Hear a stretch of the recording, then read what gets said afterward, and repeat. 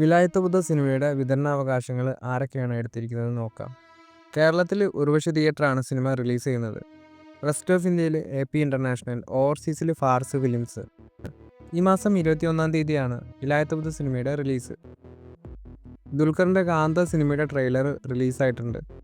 കാന്ത cinema കേരളത്തിൽ വേഫാറർ films ആണ് release ചെയ്യുന്നത്. തമിഴ്നാട്ടിൽ AJ സിനിമാസും തെലുങ്ക് സ്റ്റേറ്റുകളിൽ ഏഷ്യൻ സുരേഷ് എൻ്റർടൈൻമെൻറ്റും UK മാജിക് റൈസുമാണ്. ലോക സിനിമയുടെ സെയിം ഡിസ്ട്രിബ്യൂട്ടേഴ്സ് തന്നെയാണ് കാന്ത സിനിമയും റിലീസ് ചെയ്യുന്നത്. ആൻ്റണി വർഗീസും കീർത്തി സുരേഷും ഒന്നിക്കുന്ന പുതിയ പാൻ ഇന്ത്യൻ സിനിമയുടെ ടൈറ്റിൽ റിവീൽ ചെയ്തിട്ടുണ്ട്. തോട്ടം എന്നാണ് സിനിമയുടെ പേര്. നിവിൻ പോളിയുടെ അപ്കമിങ് മൂവീസിൻ്റെ ഷൂട്ടിംഗ് അപ്ഡേറ്റിലേക്ക് നോക്കുകയാണെങ്കിൽ ബി ഉണ്ണികൃഷ്ണൻ നിവിൻ പോളി ചിത്രത്തിന് ഫോറിൻ കൺട്രികളിൽ ഷെഡ്യൂളുണ്ട്. ഏകദേശം 30 ദിവസത്തെ ഷൂട്ടിംഗാണ് സിനിമയ്ക്ക് ഇനി ബാക്കിയുള്ളത്. അഖിൽ സത്യൻ നിവിൻ പോളി സിനിമയായ സർവമായ എന്ന സിനിമയ്ക്ക് 2 ദിവസത്തെ പാച്ചപ്പ് ഷൂട്ടിംഗ് ബാക്കിയുണ്ട്. സിനിമ ക്രിസ്മസിന് റിലീസ് ചെയ്യും. നിവിൻ പോളിയുടെ ബത്ലഹീം കുടുംബ യൂണിറ്റ് എന്ന സിനിമയാണ് ഇനി ഷൂട്ട് ചെയ്യാനുള്ള ചിത്രം. നിവിൻ പോളിയുടെ അടുത്ത ഷൂട്ടിംഗ് തുടങ്ങാനിരിക്കുന്ന സിനിമ ബത്ലഹീം കുടുംബ യൂണിറ്റ് എന്ന സിനിമയാണ്. ഗിരീഷ് ഷേഡിയാണ് ഈ ഒരു സിനിമ സംവിധാനം ചെയ്യുന്നത്. ഭാവന സ്റ്റുഡിയോസാണ് ഈ ഒരു സിനിമ നിർമ്മിക്കുന്നത്.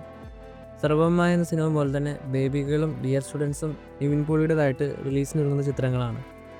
തലൈവർ 173 ഈ ഒരു സിനിമ സംവിധാനം ചെയ്യുന്നത് സുന്ദർ സി ആയിരിക്കും. അതുപോലെ ഈ ഒരു സിനിമ നിർമ്മിക്കുന്നത് കമൽഹാസൻ്റെ രാജ്കമൽ ഫിലിംസ് ആണ്.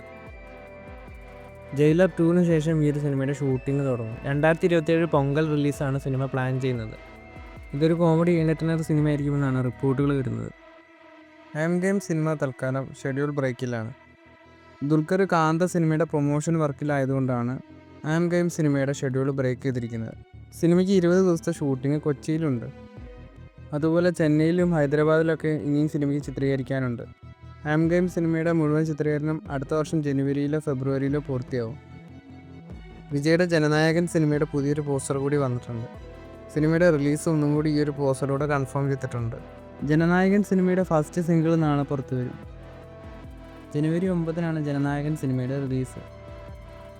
പ്രണവ് മോഹൻലാലിൻ്റെ DS0 സിനിമ 6 ദിവസം കൊണ്ട് 52 അല്ലെങ്കിൽ 53 കോടി രൂപയോളം വേൾഡ് വൈഡ് ബോക്സ് ഓഫീസിൽ നിന്നും കളക്ഷൻ നേടിയിരിക്കുകയാണ്. അങ്ങനെ തുടർച്ചയായി പ്രണവ് മോഹൻലാലിൻ്റെ ഹാട്രിക് 50 കോടി ചിത്രമായിട്ട് DS0 മാറിയിരിക്കുകയാണ്. DS0 സിനിമയുടെ കേരള കളക്ഷൻ 22 കോടി 61 ലക്ഷമാണ്.